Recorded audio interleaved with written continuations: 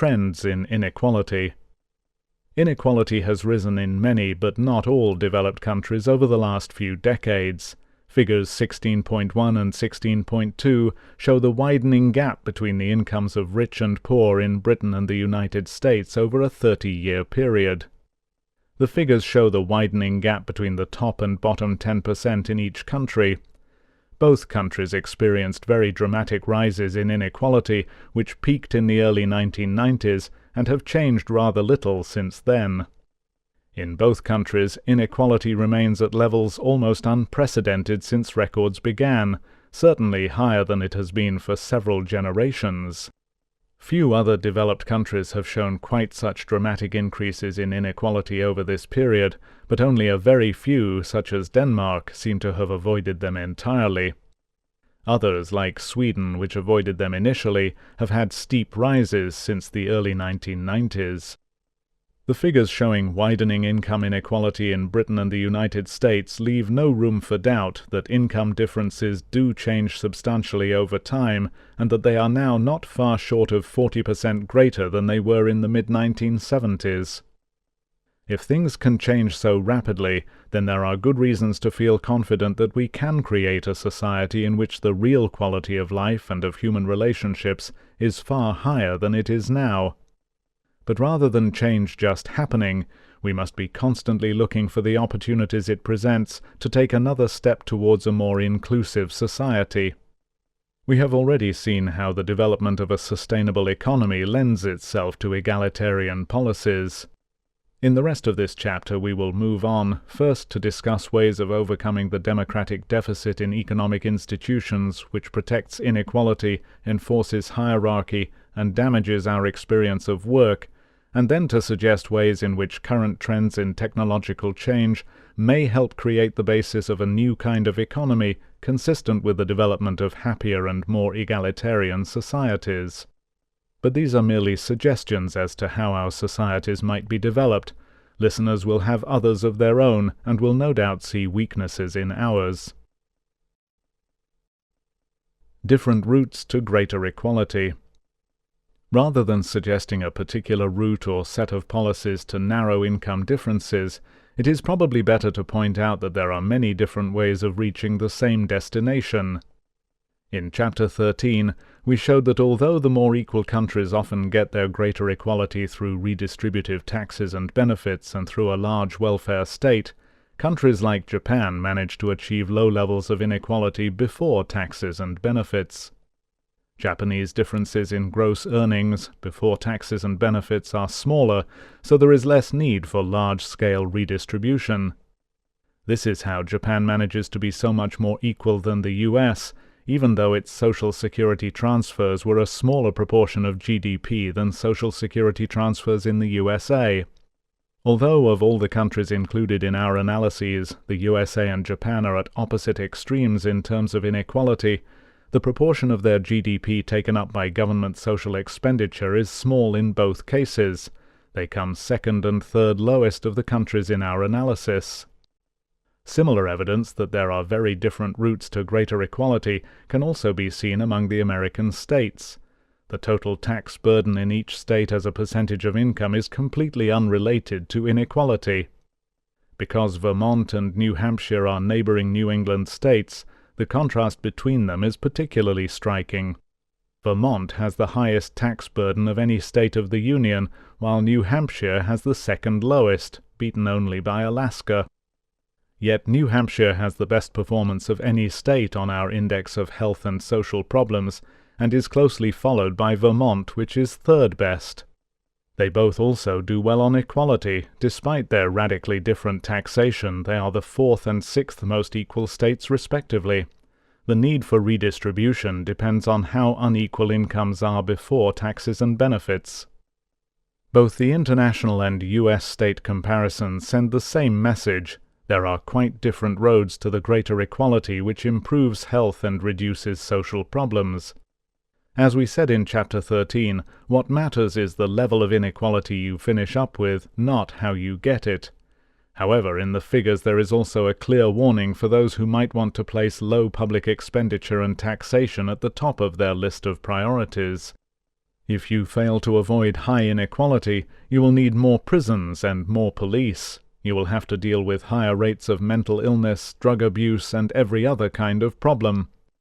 If keeping taxes and benefits down leads to wider income differences, the need to deal with the ensuing social ills may force you to raise public expenditure to cope. There may be a choice between using public expenditure to cope with social harm where inequality is high, or to pay for real social benefits where it is low.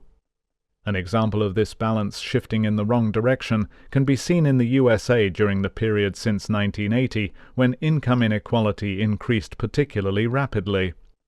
During that period, public expenditure on prisons increased 6 times as fast as public expenditure on education, and a number of states have now reached a point where they are spending as much public money on prisons as on higher education.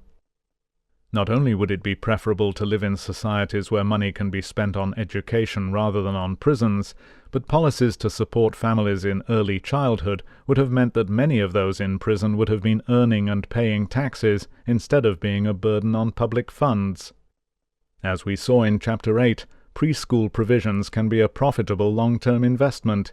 Children who receive these services are less likely to need special education, and when they reach adulthood, they are more likely to be earning and less likely to be dependent on welfare or to incur costs through crime. Political will. It is tempting to say that there are 2 different paths to greater equality, one using taxes and benefits to redistribute income from the rich to the poor, and the other achieving narrower differences in gross market incomes before any redistribution. But the 2 strategies are not mutually exclusive or inconsistent with each other. In the pursuit of greater equality, we should use both strategies. To rely on one without the other would be to fight inequality with one arm tied behind your back. Nevertheless, it is worth remembering that the argument for greater equality is not necessarily the same as the argument for big government. Given that there are many different ways of diminishing inequality, what matters is creating the necessary political will to pursue any of them. Whenever governments have really wanted to increase equality, policies to do so have not been lacking. Although discussion of policy alternatives must precede action, what is best will differ from one country to another. The historical evidence confirms the primacy of political will. Rather than greater equality waiting till well-meaning governments think they can afford to make societies more equal, governments have usually not pursued more egalitarian policies until they thought their survival depended on it. In the early 1990s, a World Bank report pointed out that rapid economic growth in a number of East Asian countries was underpinned by growing equality. In trying to explain why governments had adopted more egalitarian policies, the report said that it was because they faced crises of legitimacy and needed to gain popular support.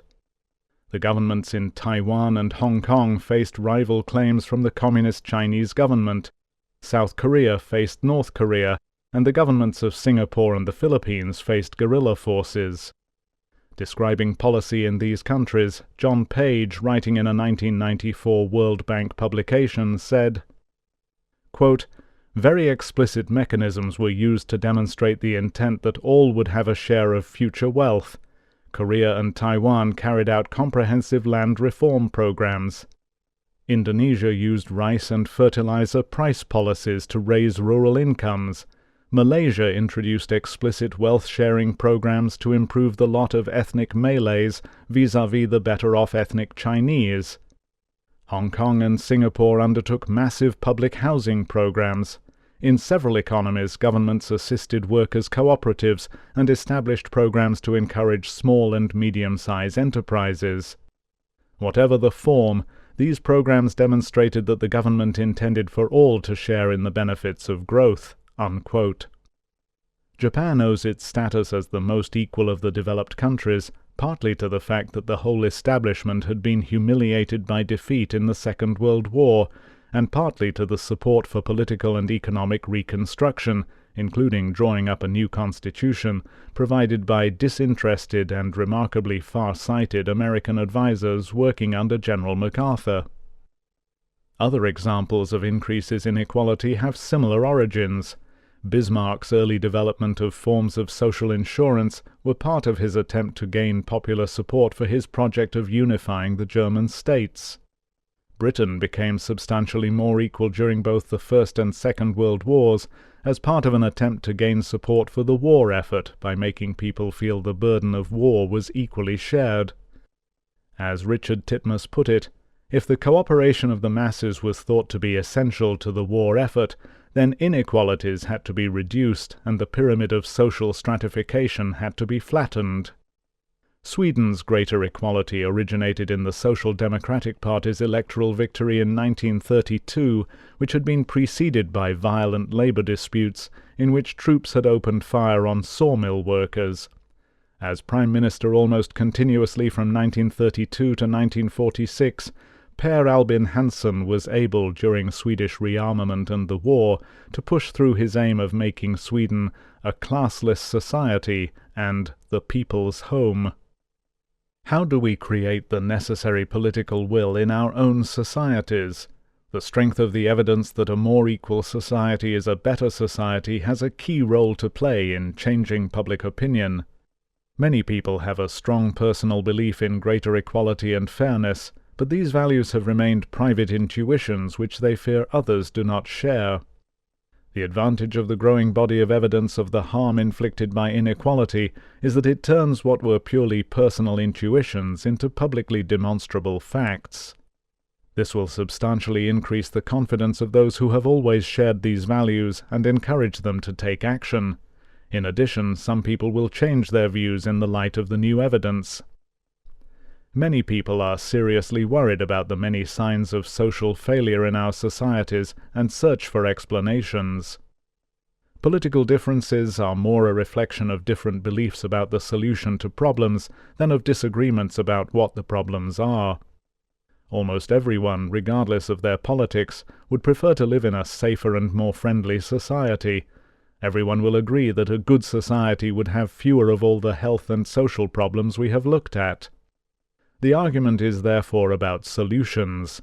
Although people have suggested many ways of helping individuals facing particular difficulties, the evidence presented in this book suggests that greater equality can address a wide range of problems across whole societies. And if greater equality is also an important component of policies to tackle global warming, there is much to recommend it. For several decades, progressive politics have been seriously weakened by the loss of any concept of a better society. People have argued for piecemeal improvements in different areas of life, campaigned against new environmental threats or for better treatment of asylum seekers, and have demonstrated against military interventions. But nowhere is there a popular movement capable of inspiring people with a vision of how to make society a substantially better place to live for the vast majority. Without that vision, politics will rarely provoke more than a yawn. Yet most people do want change. In the first chapter of this book, we referred to a research report called Yearning for Balance, which showed that 3/4 or more of Americans felt that society had lost touch with what really mattered.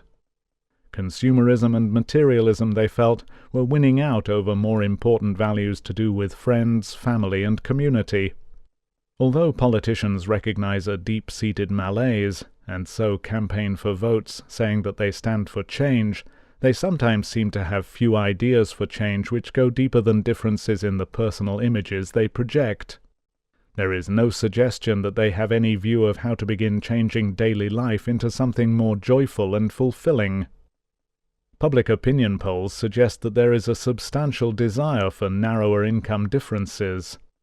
In Britain, over the last 20 years, polls have shown that the proportion of the population who think that income differences are too big has averaged around 80% and has rarely dipped below 75%, even though most people underestimate how big income differences actually are. In the USA, the 2005 Maxwell poll on civic engagement reported that over 80% of the population thought the extent of inequality was a problem, and almost 60% thought the government should try to reduce it. Gallup polls between 1984 and 2003, which asked Americans whether income and wealth were fairly distributed or should be more evenly distributed, found that over 60% of the population thought they should be more evenly distributed. Trade unions. The rapid widening of income differences which took place from the early 1980s onwards was made possible partly by the declining power of trade unions. A study which analyzed trends in inequality during the 1980s and 1990s in Australia, Canada, Germany, Japan, Sweden, the United Kingdom and the United States found that the most important single factor was trade union membership. Although high levels of unemployment weaken the bargaining power of labor, in this study declines in trade union membership were most closely associated with widening income differences. Not only the extent of unionization, but provisions for labor representation in companies are also likely to affect wage settlements. The Commission of the European Union requires minimum standards of representation and consultation for all larger companies, but it is not clear how far practice in different countries conforms to what was intended. In Japan, however, there is often a much closer relationship between management and unions. Indeed, the Japanese Federation of Employers Association found that 15% of the directors of large companies were former trade union officials. In the countries of the European Union, the earnings of some 70% of employees are covered by collective agreements, compared to only 15% in the USA. At 35%, the figure for the UK is among the lowest in the EU. Corporate power, the elephant in the living room. Part of the problem of political will is the feeling that we do not have the means to make any difference. We may all decry the vast wealth of the super-rich, but what can we do? Unions can, as the evidence suggests, make some difference, but it is hard to escape the conclusion that the high levels of inequality in our societies reflect the concentrations of power in our economic institutions. The institutions in which we are employed are, after all, the main source of income inequality. It is there that value is created and divided between the various gradations of employees. It is there that the inequities which necessitate redistribution are set up, and it is there that we are most explicitly placed in a rank-ordered hierarchy, superiors and inferiors, bosses and subordinates. In 2007, chief executives of 365 of the largest U.S. companies received well over 500 times the pay of their average employee, and these differences were getting bigger. In many of the top companies, the chief executive is paid more in each day than the average worker is in a year. Among the Fortune 500 companies, the pay gap in 2007 was close to 10 times as big as it was in 1980, when the long rise in income inequality was just beginning. Because the ratio of CEO pay to average worker pay varies so much between large and small companies and from one sector to another, it is difficult to compare like with like when making international comparisons. However, an attempt from a respected source to make such comparisons suggests that ratios of CEO compensation to the pay of production workers in manufacturing might be 16 to 1 in Japan, 21 to 1 in Sweden, 31 to 1 in the UK, and 44 to 1 in the USA. According to the annual survey of chief executives' pay carried out by The Guardian, boardroom pay in the 100 companies included in the Financial Times Stock Exchange Index in Britain has risen in successive years by 16%, 13%, 28%, and most recently, 2006 to 2007, by 37% at a period when inflation was rarely more than 2%. The average pay, including bonuses for the chief executives of top companies, stood at just under £2.9 million. After reviewing empirical research, the International Labour Organization concluded that there is little or no evidence of a relationship between executive pay and company performance, and suggested that these excessive salaries are likely to reflect the dominant bargaining position of executives. Top business pay has far outstripped anything in the public sector. In the USA, the 20 highest-paid people working in public-traded corporations received almost 40 times as much as the 20 highest-paid people in the non-profit sector, and 200 times more than the 20 highest-paid generals or cabinet secretaries in the federal government. It seems likely that the denationalization of major industries and the privatization of large numbers of friendly societies, mutuals, building societies, provident societies, and credit unions, which had been controlled by their members, may have made a substantial contribution to the widening income differences shown in figures 16.1 and 16.2. It was common practice for CEOs and other senior managers to receive huge salary increases shortly after conversion to profit-making corporations. This probably explains some of the sharp rise in inequality which figure 16.1 shows took place in Britain around the mid-1980s. British Telecom was privatized in 1983, British Gas in 1986, followed by a flood of major companies in 1987. The international extent of the widening of income inequality is also consistent with a contribution from privatization. Numerous corporations are now bigger than many nation-states. In the words of the United Nations Conference on Trade and Development, UNCTAD, quote, 29 of the world's 100 largest economic entities are transnational corporations, TNCs, according to a new UNCTAD list that ranks both countries and TNCs on the basis of value added. Of the 200 TNCs with the highest assets abroad in 2000, Exxon is the biggest in terms of value added, $63 billion. It ranks 45th on the new list, making it comparable in economic size to the economies of Chile or Pakistan. Nigeria comes in just between Daimler, Chrysler, and General Electric, while Philip Morris is on a par with Tunisia, Slovakia, and Guatemala." Unquote. Using different measures, other estimates suggest that half of the world's largest economies are multinationals, and that General Motors is bigger than Denmark, that Daimler Chrysler is bigger than Poland, Royal Dutch Shell bigger than Venezuela, and Sony bigger than Pakistan. Like the aristocratic ownership of huge tracts of land, which in 1791 Tom Paine attacked in his The Rights of Man, these productive assets remain effectively in the hands of a very few very rich people, and make our claims to real democracy look pretty thin. In Tom Paine's lifetime, the capitalist system was in its infancy. As an advocate of equality and democracy, he focused his attack on the landed aristocracy, the nobility, the monarchy, and on their ownership of huge swathes of land. He seems to have assumed that the market system, then involving mainly small traders and craftsmen, would remain small-scale, fairly egalitarian, and so compatible with democracy. Had he foreseen how the development of huge multinational corporations would surpass the concentrations of wealth and undemocratic power of his day, he would surely have included them in his sights.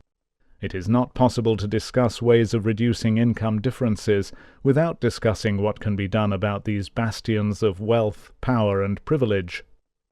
The failed experiment with state ownership in the centrally planned economies of the former Soviet Union and Eastern Europe was intended, among other things, to provide a solution to the problem of the growing concentration of productive power in private hands. But concentrating that power into the hands of the state was not only sometimes hugely inefficient, but invited corruption, led to the denial of important basic freedoms, and harmed public life. That failure seems to have made us feel there are no workable alternatives to the standard capitalist model, and prevented us thinking creatively about other more democratic and egalitarian methods.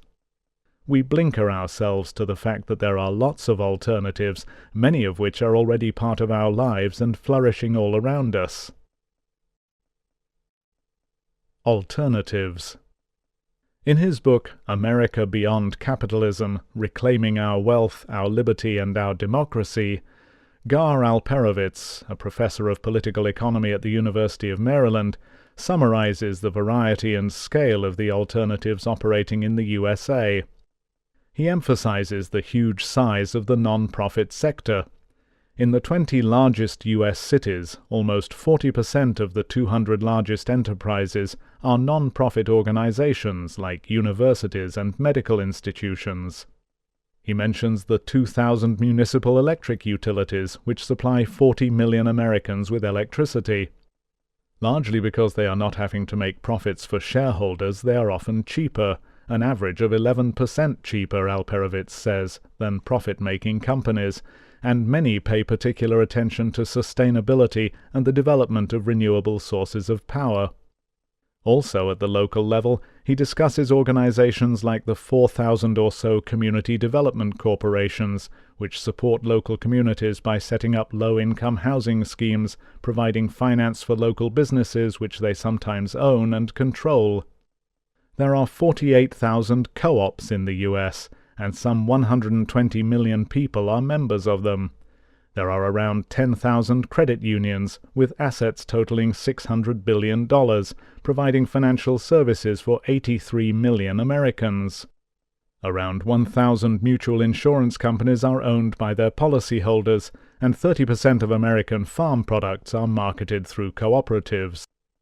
In Britain, institutions like universities, hospitals, and local government are also often the largest local employers. Because medical care and universities, like the rest of education, are almost entirely publicly funded, they are governed by bodies accountable to the public. The governing bodies of Oxford and Cambridge colleges are democratically comprised of all fellows. Despite a stampede to cash in the profits to be made by selling off friendly societies and mutuals, there are still 63 building societies, with over 2,000 branches and 38,000 employees, 650 credit unions, 70 mutual insurance companies, as well as 250 friendly societies in Britain, providing various financial services to their members. There are almost 170,000 charities, with a combined annual income of over £44 billion.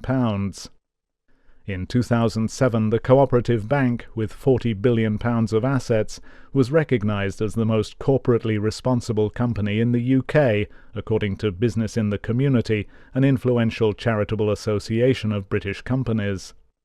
The often rather lacklustre 6,300 co-op shops still have a market share of about 5% of all food retailing, and they remain the UK's largest neighbourhood retailer, with a share of almost 8% of that market. Even Britain's experience of nationalised industries, which once covered electricity, gas, water, telephones, railways, was not all bad. Throughout the 1950s and 1960s, as the economist and journalist Will Hutton has pointed out, productivity in the nationalised industries matched or exceeded the private sector. He says they began to get a bad name when governments raided their profits and held down their prices to help reduce inflationary pressures in the national economy. The variety and vast scale of this organizational experience leaves no doubt that profit-making business is not the only effective way people can work together to provide important services. It is a truism, but nevertheless an important one, to say that the key difference between the kinds of organization we have listed and profit-making corporations is simply whether or not their primary purpose is to make money or to provide a service while remaining economically viable. Although some profit-making businesses have high ethical standards, the institutional framework, and often cutthroat market pressures, seem to invite them into an exploitative relationship with society, hence perhaps why we have needed a fair trade movement. Presumably because of the motivational difference, there is a strong impression that many of the other forms of organization allow institutions to develop a service ethic and to see their purpose as the furthering of environmental and community interests. The fact that top salaries in the profit-making sector are several hundred times top political, judicial, or military salaries is no doubt partly a reflection of the profit-making motive. What can be done? So how can the inequality-generating forces in the profit-making sector be contained and democratized? How can they be adapted to fit in with the need to make our societies more equal? What can we do which cannot be easily reversed by an incoming government with opposing interests? When thinking about this, we should keep in mind just how fundamental a turning point we have reached in human history. As we showed in chapters 1 and 2, further improvements in the quality of life no longer depend on further economic growth. The issue is now community and how we relate to each other. One approach to tackling runaway pay rates at the top might be to plug loopholes in the tax system, limit business expenses, increase top tax rates, and even legislate to limit maximum pay in a company to some multiple of the average or lowest paid. While such solutions may seem to be the only short-term option, they are very vulnerable to changes in government. Even if effective tax changes were devised and introduced, a new government with different political allegiances could simply reverse them all. Given the importance of keeping inequality down, we need to find ways of ensuring that greater equality is more deeply rooted in the fabric of our societies and less vulnerable to the whim of successive governments. We need to address the concentrations of power at the heart of the economic life. An approach which would solve some of the problems is democratic employee ownership. It not only avoids concentrating power in the hands of the state, but evaluations suggest that it has major economic and social advantages over organizations owned and controlled by outside investors in whose interests they act. In many countries, governments use tax concessions to encourage employee share ownership systems. They do so because it is assumed that share ownership improves company performance by reducing the opposition of interests between employers and employees. In the UK, share ownership schemes now cover almost a quarter of all employees and some 15 or 20% of all UK companies. In the US, the 2001 tax law increased the tax advantages of employee stock ownership plans, ESOPs, and they now cover 8 million employees in 10,000 firms with an average employee ownership of 15 to 20%. However, many share ownership schemes amount to little more than incentive schemes, intended to make employees more compliant with management and sometimes to provide a nest egg for retirement. As a result, they are often seen as tokenism rather than as a key to transforming the structure of employment. This is why research shows that employee share ownership on its own is not enough to make much difference to company performance. Patrick Rooney, an economist at the universities of Indiana and Purdue, found that employee share ownership did not necessarily mean that employees were more involved in the running of the companies in which they worked. He compared the extent of employee participation in a wide range of decisions in companies with and without employee share ownership schemes. In general, employee involvement was low, but even in companies with employee share ownership schemes, staff members were often not informed or consulted, and the majority of these companies did not enable employees to have a significant input into decision-making. To make a reliable difference to company performance, share ownership has to be combined with more participative management methods. There have now been a number of large and well-controlled studies, including those using before and after performance data for several hundred matched pairs of companies, which demonstrate the economic benefits of the combination of employee share ownership and participation. The studies show repeatedly that substantial performance benefits come only when employee share ownership schemes are accompanied by more participatory management methods. Research that looked at a large number of British companies during the 1990s found that employee share ownership, profit sharing and participation each make an independent contribution to increased productivity. A review of research concluded, quote, "We can say with certainty that when ownership and participative management are combined, substantial gains result. Ownership alone and participation alone, however, have at best spotty or short-lived results. The impact of participation in the absence of share ownership is short-lived. Ownership seems to provide the cultural glue to keep participation going." Unquote. Studies of how work affects health point in the same direction. As we saw in Chapter 6, people seem to thrive where they have more control over their work. Having control at work was the most successful single factor explaining threefold differences in death rates between senior and junior civil servants working in the same government offices in Britain. In practice, this probably has a lot to do with a sense of autonomy and not feeling so directly subordinated. The importance of control at work is now understood to involve a greater degree of workplace democracy.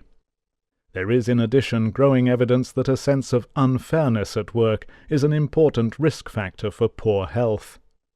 The concept of a company being owned by outside investors has implications which look increasingly anachronistic.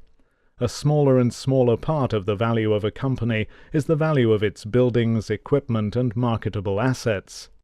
It is instead the value of its employees. When companies are bought and sold, what is actually being bought and sold is, above all, its staff as a group of people, with their assembled skills, abilities, and knowledge of company systems and production methods. Only they have the ability to make the company tick, and of course the concept of a group of people being bought and sold and belonging to anyone but its own members is a concept which is the very opposite of democratic. Should employees not have full control over their work and the distribution of its earnings? And should external shareholders really receive unearned income beyond agreed interest on capital? Participation, commitment, control, and profit sharing would be maximized if companies were 100% employee-owned. Companies could raise capital through loans or mortgages, retaining control themselves. At the moment, only a tiny proportion of the money gambled on the stock exchange makes any contribution to helping companies buy productive assets. Indeed, over time, the payment of dividends to external shareholders is a major drain on company profits, which might have been used to improve their technology and equipment. Robert Oakeshott, a British authority on employee ownership, says that employee ownership entails a movement from business as a piece of property to business as a working community. Companies change from being property to being communities when employees own a majority of shares and so control the business. That is when management becomes responsible, not to outside shareholders with little interest in the company beyond returns on capital, but to the body of employees. Then company meetings become occasions when management reports back to employees and has to deal with questions and discussion among people who have an intimate knowledge of what has gone right and what has gone wrong in the preceding period, and what the remedies might be. The transformation after an employee buyout from the usual top-down mentality can involve a long, slow process of people's emancipation from the usual assumptions round class and ability which make those in more junior positions feel themselves to be inferior human beings. We discussed in Chapter 8 some of the experimental evidence using race and caste to show how attributions of inferior status can affect performance. This process of adjustment and emancipation is described in Local Heroes, David Erdel's account of the employee buyout of Loch Fyne Oysters in Scotland. It is in part a process of undoing the damage of class inequality, a process presumably made more difficult by the fact that such assumptions remain entrenched all around people in the rest of their lives. However, the structures in which we work are pivotal. Cooperatives and employee buyouts have often originated as responses to desperate circumstances in which traditional systems of ownership and management have failed. Employees have used them to avoid closures and unemployment in the most difficult market circumstances. Even then, they have sometimes succeeded beyond expectations, as did Tower Colliery in South Wales, when in 1995 miners used their redundancy money to buy the pit, and ran it successfully until the coal was worked out 13 years later. Many fully employee-owned companies have a proud record. Examples include or have included the London Symphony Orchestra, Carl Zeiss, United Airlines, Gore-Tex, the Polaroid Corporation, and the John Lewis Partnership, one of Britain's most successful retailers with 68,000 employee partners and annual sales of £6.4 billion. In the USA, among the largest majority employee-owned companies are Publix supermarkets, Hy-Vee Supermarkets, Science Applications International Corporation, SAIC, the international engineering and construction company CH2M Hill, and Tribune, which, among other media operations, publishes the Los Angeles Times and Chicago Tribune. These companies average 55,000 employees each. One of the best-known cooperative groups is the Mondragon Corporation in the Basque region of Spain. Over half a century it has developed into a group of over 120 employee-owned cooperatives with 40,000 worker-owners and sales of $4.8 billion. Mondragon cooperatives are twice as profitable as other Spanish firms and have the highest labor productivity in the country. It is hard to explain some of the successes unless a combination of ownership and participation does indeed have the potential to improve productivity by reducing the conflict of interests. For most of the employed population, it is at work that they interact most closely with people other than family and have the potential to feel part of a community. In Chapter 3 we saw evidence of the huge rises in anxiety which have taken place over the last 50 or so years as community life has weakened under the impact of growing geographical and social mobility. While greater equality is associated with more cohesive communities and higher levels of trust, see Chapter 4, and so may be expected to improve life in residential neighborhoods, in the near future we are unlikely to regain the benefits of the very close-knit residential communities of the past. But at work there is the potential for people to find a nucleus of friendships and to feel valued. This potential is usually undermined by the hierarchical stratification of people into various gradations of order givers and order takers, which ensure that employees act not as a community, but as property, brought together and used to earn a return on other people's capital. One of us recently visited 2 small companies soon after they had been bought by their employees. When staff were asked what difference it had made, the first thing office staff in both companies said in reply was that, when they went onto the shop floor, people look you in the eye. Under the old system, eye contact had been avoided. Employee ownership has the advantage of increasing equality specifically by extending liberty and democracy. It is bottom-up rather than top-down. Although we don't know what scale of income differences people would think fair, it seems likely that they might agree that the chief executive of the company they work for should be paid a salary several times as big as their own, maybe 3 or perhaps even 10 times as big. But it is unlikely that they would say several hundred times as big.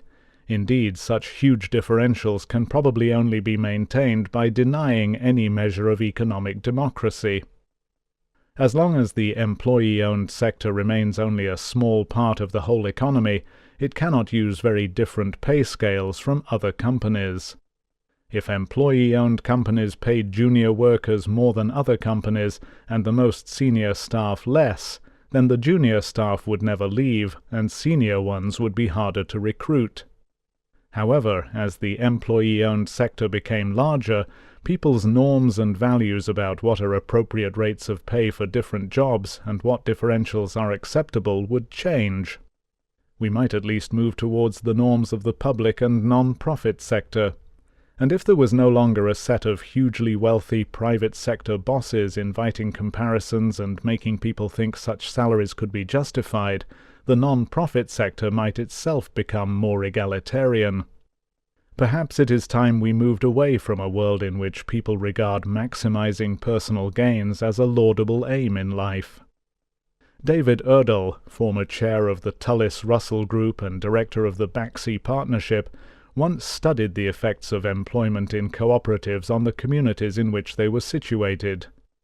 He compared 3 towns in northern Italy: Imola, which has 25% of its workforce employed in cooperatives, Faenza, where 16% work in cooperatives, and Sassuolo, where there are no cooperatives. On the basis of rather a small survey and low response rates, He concluded that health, education, crime, and social participation were all better in the towns with a larger proportion of the population employed in cooperatives. As a way of creating a more egalitarian society, employee ownership and control have many advantages. First, it enables a process of social emancipation as people become members of a team. Second, it puts the scale of earning differentials ultimately under democratic control. If the body of employees want big income differentials, they could choose to keep them.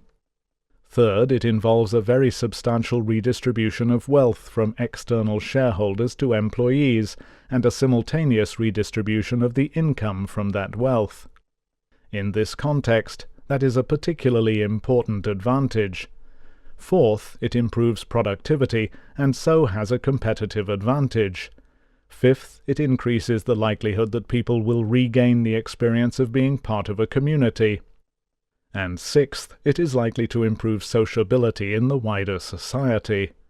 The real reward, however, is not simply to have a few employee-owned companies in a society still dominated by a hierarchical ideology and status-seeking, but to have a society of people freer of those divisions. And that can only be achieved by a sustained campaign over several decades. Rather than being compatible with just one system of management and work organization, employee ownership is highly flexible. It merely puts ultimate authority in the hands of employees to develop whatever systems they find work best. This enables systems to evolve to suit any situation. Systems of work teams, of directors elected for longer or shorter periods, of departmental representatives, of company trustees, of anything from weekly to annual company meetings could all be tried from place to place. Power could be delegated or exercised directly by the body of voting employees. Gradually people would learn the strengths and weaknesses of different structures, and what forms of democracy best fitted the public and private sectors, and how to represent the interests of consumers and local communities. However, to ensure that the number of employee-owned workplaces increases, it is essential that they are constituted, as they easily can be, in ways which prevent employees from selling their companies back to external shareholders. Although most are adequately protected, there have also been cases of sellouts, in which companies have been lost to employee ownership and control. As a means of transforming our societies, employee ownership has the advantage that it can, and does, exist side by side with conventional business structures. New and old forms of business can coexist. With the right legal support and tax incentives, the transformation of society can start straight away. It enables us to embark on a fundamental transformation of our society through an orderly transition, making the new society grow within the old. Governments can give additional incentives and support to encourage employee share ownership. Companies might be required to transfer a proportion of shares each year, and retiring owners might sometimes be willing to pass their companies to employees. Although employee-owned and controlled industry need not involve local community and consumer representatives on the governing body, that is a fault which can easily be remedied. It might also be said in opposition to employee ownership that it does nothing about the basic amorality of the market. The desire to earn a bigger profit would still lead companies to act in anti-social ways, however they were controlled. As well as some highly ethical companies operating in the market, supporting fair trade, the environment, giving to local communities, etc., there are at the same time also companies trying to expand markets for tobacco in the developing world in the sure knowledge that they will cause millions of extra deaths. There are companies which have caused needless deaths by encouraging mothers in developing countries to buy powdered baby milk instead of breastfeeding, despite lack of access to clean water or basic hygiene. There are others which continue to destroy ecosystems, land and water supplies, to exploit mineral resources where governments are too weak or corrupt to stand up to them, and still others use their patents to prevent life-saving drugs being sold at affordable prices in poorer countries. There are reasons to think that employee-owned companies might maintain higher standards of morality even with the profit motive. In conventional employment, people are specifically hired to work for purposes which are not their own. They are paid to use their expertise to whatever purpose their employer chooses. You might disagree with the purpose to which your work is being put. You might not even know what the purpose is, but you are not employed to have opinions about such things, and certainly not to express them. Such issues are not your concern. If you are hired to advise on how your company can expand its markets, improve profits, avoid press attention, the chances are that you are not being asked for an ethical opinion. You are hired to put your expertise to work to serve someone else's purpose. Not only are the purposes not your responsibility, but as an employee you are likely to feel absolved from responsibility for them. This is why people have so often disclaimed responsibility for what they were doing by saying that they were only carrying out orders. The famous Milgram experiments showed that we have such a strong tendency to obey authority that it can result in us doing some pretty awful things. In what was presented as a learning experiment, Milgram showed that people were willing to deliver what they believed were not only very painful, but also life-threatening electric shocks to a learning partner whenever the partner gave the wrong answer to a question. They did this at the request of a man in a white coat conducting the experiment, despite hearing what they thought were the screams caused by the shocks they delivered. However, within a framework of employee ownership and control, people specifically regain ownership and control of the purposes of their work. If, for instance, you get to know that some aspect of a design or manufacturing process is harming children's health, you would want to change it, and would probably start by finding out what colleagues thought about it. There would not be the same pressure to keep your doubts to yourself, nor would you be able to shrug it off, dismissing it as none of your business. Neither would you fear that your job would be in jeopardy if you raised awkward questions. Although employee-owned firms would not be above all antisocial behavior, it is likely that they would succeed in making it at least a little less common. Freedom and equality. The idea that we can't have both liberty and equality seems to have emerged during the Cold War. What the state-owned economies of Eastern Europe and the Soviet Union seemed to show was that greater equality could only be gained at the expense of freedom. An important ideological cost of the Cold War was that America gave up its historical commitment to equality. For the first Americans, as for Tom Paine, you couldn't have true liberty without equality. Without one, you could not have the other. Slavery, as the simultaneous denial of both, proved that rule. Equality was the bastion against arbitrary power.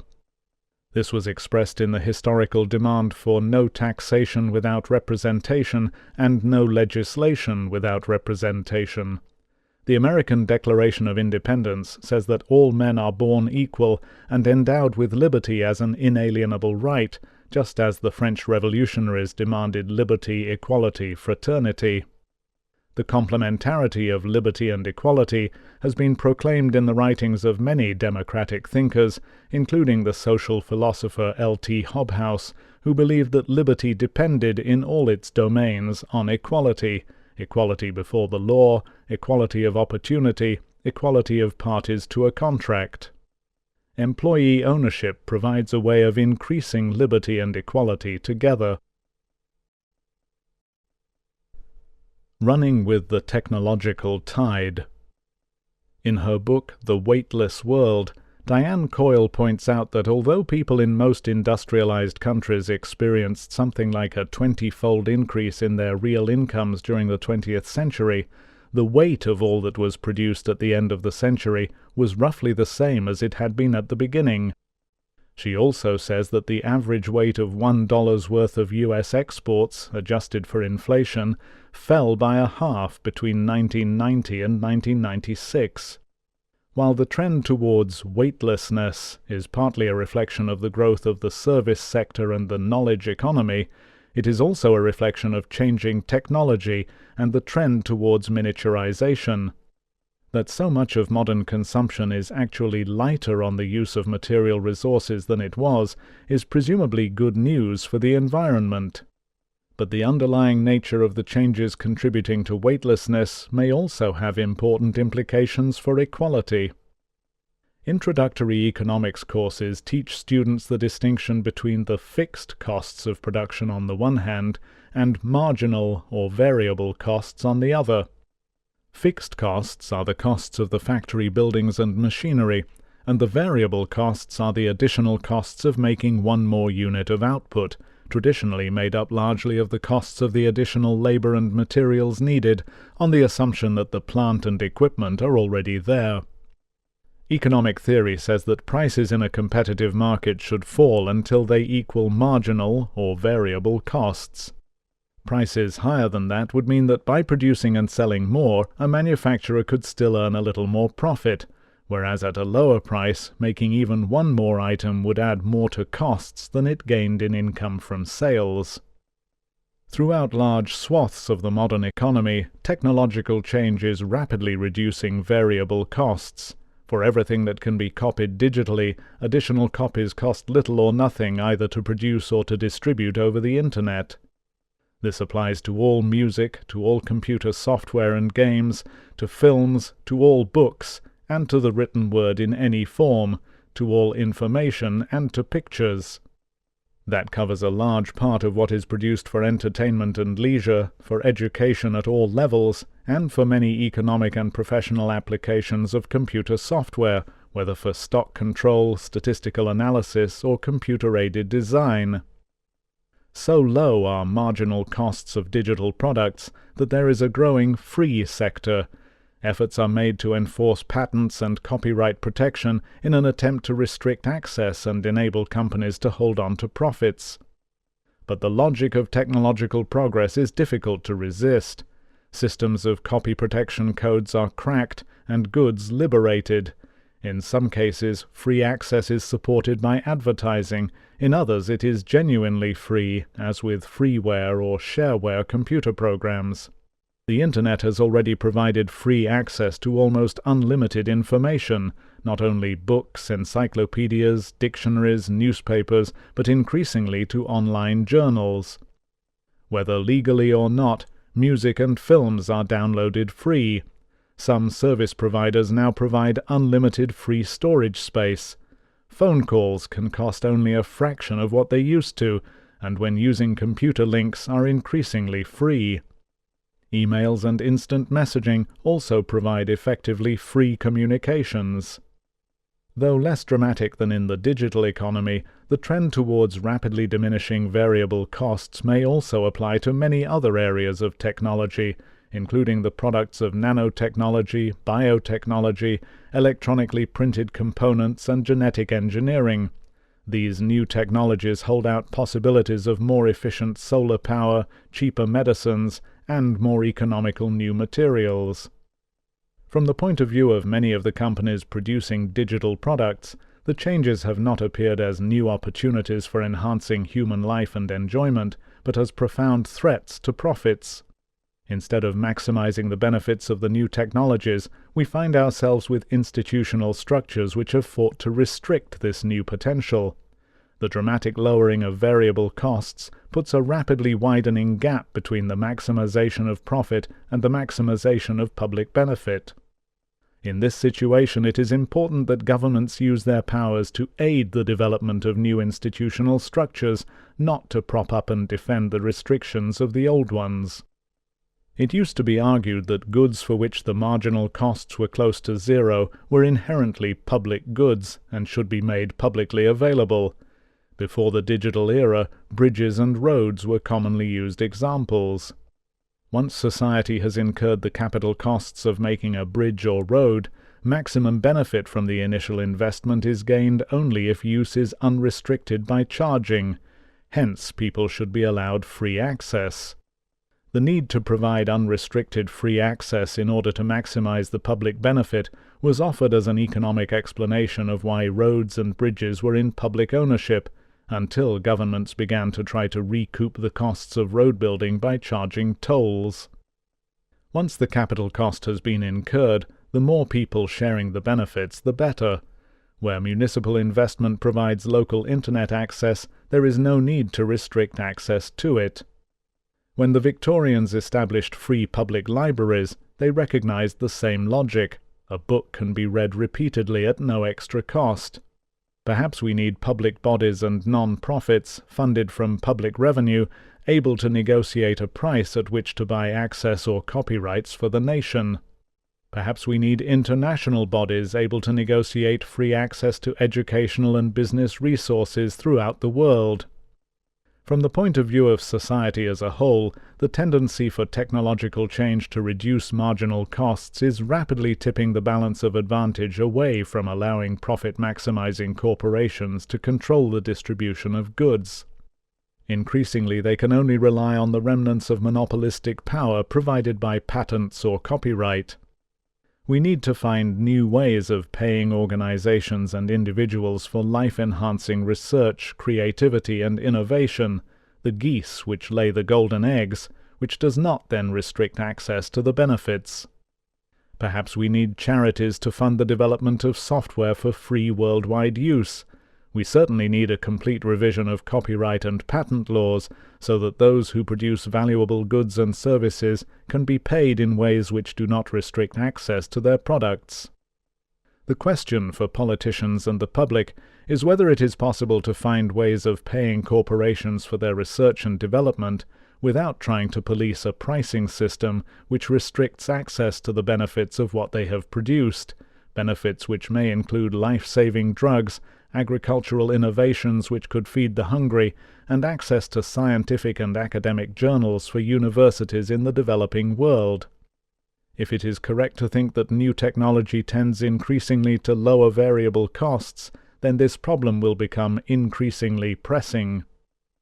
Perhaps the logic moves us towards a society in which access to an ever-increasing range of goods is no longer tightly rationed by income, and our possessions cease to play such an important role in social differentiation. We might hope that we will start to experience ourselves primarily as unranked members of the same society, brought together in different combinations according to our various shared interests. The future of equality. Caught up in day-to-day events, it is easy to forget that a longer view reveals an almost unstoppable historical trend towards greater equality. It runs like a river of human progress from the first constitutional limitations on the divine and arbitrary right of kings, and continues on through the slow development of democracy and the establishment of the principle of equality before the law. It swells with the abolition of slavery, and is strengthened by the extension of the franchise to include non-property owners and women. It picks up pace with the development of free education, health services, and systems of minimum income maintenance covering periods of unemployment and sickness. It runs on to include legislation to protect the rights of employees and tenants, and legislation to prevent racial discrimination. It includes the decline of forms of class deference. The abolition of capital and corporal punishment is also part of it. So too is the growing agitation for greater equality of opportunity, regardless of race, class, gender, sexual orientation, and religion. We see it also in the increasing attention paid by lobby groups, social research, and government statistical agencies to poverty and inequality over the last 50 years. And most recently, we see it in the attempt to create a culture of mutual respect. All are different manifestations of growing equality, and despite differences in political opinion, there are few people who, when looking back on these historical developments, would not regard them all as welcome. The historical forces underlying them ensure that these are changes which a large majority will want to continue. That this river of human progress is occasionally briefly dammed up, or we experience eddying currents, should not blind us to its existence. The relationships between inequality and the prevalence of health and social problems shown in earlier chapters suggest that if the United States was to reduce its income inequality to something like the average of the four most equal of the rich countries, Japan, Norway, Sweden, and Finland, the proportion of the population feeling they could trust others might rise by 75%, presumably with matching improvements in the quality of community life. Rates of mental illness and obesity might similarly each be cut by almost 2/3. teenage birth rates could be more than halved, prison populations might be reduced by 75%, and people could live longer while working the equivalent of 2 months less per year. Similarly, if Britain became as equal as the same 4 countries, levels of trust might be expected to be 2/3 as high again as they are now. Mental illness might be more than halved. Everyone would get an additional year of life. Teenage birth rates could fall to 1/3 of what they are now.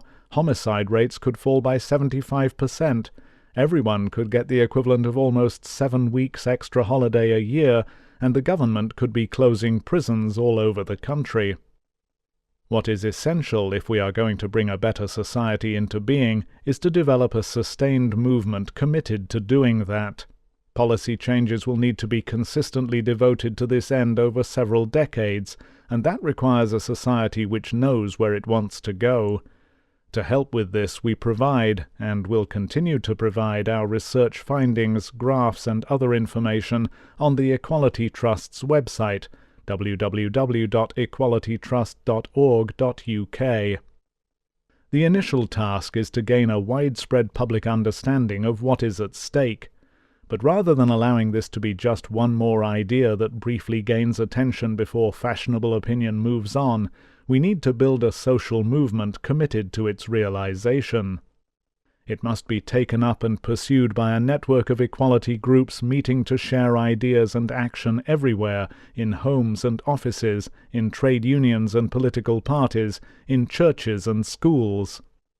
It needs also to be pursued by the pressure groups, charities and services concerned with the various issues which are related to equality, whether health or teenage births, prison populations or mental health, drugs or educational standards. And they need to be coupled with the urgent task of dealing with global warming. In all these settings, we must speak out and explain the advantages of a more equal society.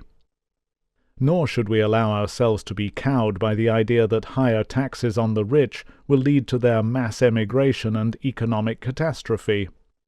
We know that more egalitarian countries live well, with high living standards and much better social environments. We know also that economic growth is not the yardstick by which everything else must be judged.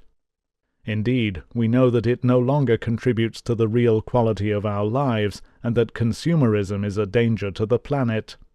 Nor should we allow ourselves to believe that the rich are scarce and precious members of a superior race of more intelligent beings on whom the rest of us are dependent. That is merely the illusion that wealth and power create. Rather than adopting an attitude of gratitude towards the rich, we need to recognize what a damaging effect they have on the social fabric.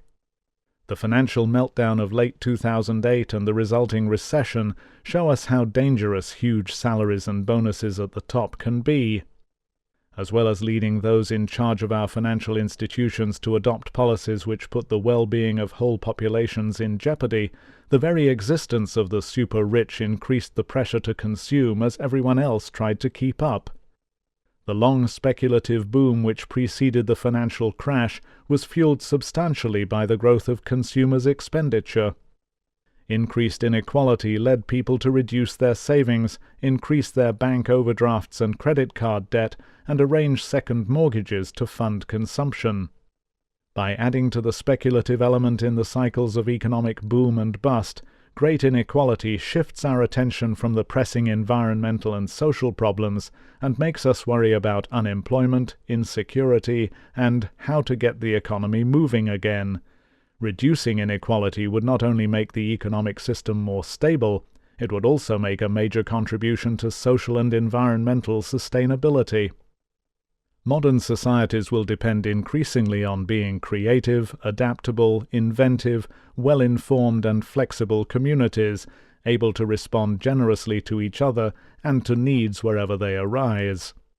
Those are characteristics not of societies in hoc to the rich, in which people are driven by status insecurities, but of populations used to working together and respecting each other as equals. And because we are trying to grow the new society within the old, our values and the way we work must be part of how we bring a new society into being. But we must also try to bring about a shift in public values so that instead of inspiring admiration and envy, conspicuous consumption is seen as part of the problem, a sign of greed and unfairness which damages society and the planet. Martin Luther King said, "The moral arc of the universe is long, but it bends towards justice." Given that in human prehistory we lived in remarkably equal societies, maintaining a steady state, or sustainable way of life in what some have called the original affluent society, it is perhaps right to think of it as an arc, curving back to very basic human principles of fairness and equality, which we still regard as good manners in any normal social interaction. But at all stages, creating a more equal society involves people speaking their minds, making the case, organizing and campaigning. It is impossible for governments not to influence income differences. Not only are they the largest employer in most countries, but almost every area of economic and social policy affects income distribution. Tax and benefit policies are the most obvious way. Other influential areas of policy include minimum wage legislation, education policies, the management of the national economy, whether unemployment is kept to low levels, whether different rates of VAT and sales taxes are applied to necessities and luxuries, provision of public services, pension policies, inheritance taxes, negative income tax, basic income policies, child support, progressive consumption taxes, industrial policy, retraining schemes, and many more. But in this chapter we have also suggested more fundamental changes to ensure that income differences are subject to democratic control, and greater equality becomes more deeply rooted in the social fabric. At this stage, creating the political will to make society more equal is more important than pinning our colors to a particular set of policies to reduce inequality. Political will is dependent on the development of a vision of a better society which is both achievable and inspiring. We hope we have shown that there is a better society to be won, a more equal society in which people are less divided by status and hierarchy, a society in which we regain a sense of community, in which we overcome the threat of global warming, in which we own and control our own work democratically as part of a community of colleagues, and share in the benefits of a growing non-monetized sector of the economy. Nor is this a utopian dream. The evidence shows that even small decreases in inequality, already a reality in some rich market democracies, make a very important difference to the quality of life. The task is now to develop a politics based on a recognition of the kind of society we need to create, and committed to making use of the institutional and technological opportunities to realize it. A better society will not happen automatically, regardless of whether or not we work for it. We can fail to prevent catastrophic global warming, we can allow our societies to become increasingly antisocial and fail to understand the processes involved. We can fail to stand up to the tiny minority of the rich whose misplaced idea of self-interest makes them feel threatened by a more democratic and egalitarian world. There will be problems and disagreements on the way, as there always have been in the struggle for progress, but with a broad conception of where we are going, the necessary changes can be made. After several decades in which we have lived with the oppressive sense that there is no alternative to the social and environmental failure of modern societies, we can now regain the sense of optimism which comes from knowing that the problems can be solved. We know that greater equality will help us rein in consumerism and ease the introduction of policies to tackle global warming. We can see how the development of modern technology makes profit-making institutions appear increasingly antisocial, as they find themselves threatened by the rapidly expanding potential for public good which new technology offers. We are on the verge of creating a qualitatively better and more truly sociable society for all. To sustain the necessary political will, we must remember that it falls to our generation to make one of the biggest transformations in human history. We have seen that the rich countries have got to the end of the really important contributions which economic growth can make to the quality of life, and also that our future lies in improving the quality of the social environment in our societies. The role of this book is to point out that greater equality is the material foundation on which better social relations are built. This concludes The Spirit Level. Please visit our website www.tantor.com for more information on our growing library of unabridged audiobooks and to take advantage of special offers, or call toll-free 877-7-TANTOR to request a catalogue.